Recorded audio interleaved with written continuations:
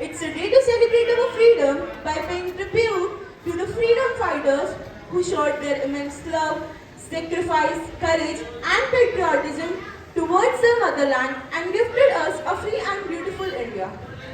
We, the citizens of India, must pledge to carry the same legacy and make our country proud. We should celebrate this day by flaunting our national flags high in the sky and reciting our national anthem.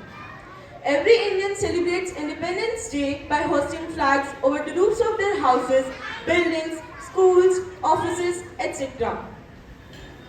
A national holiday is observed on this day. India's independence remarks the end of British rule in 1947 and a path away to free and independent India.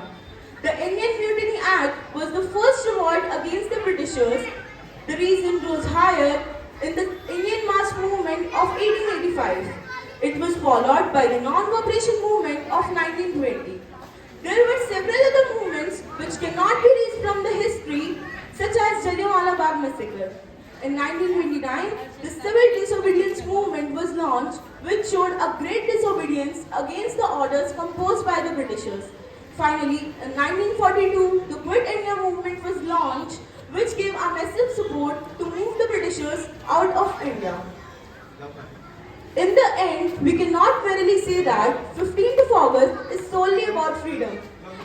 It's a plethora of emotions. The pain of being enslaved, the strength in unity, it defines sacrifice, and it gives a perfect example of how wars can also be won with non-violence. All these things makes up a value and cherish the freedom we have today. Let us celebrate Independence Day by paying back to the country.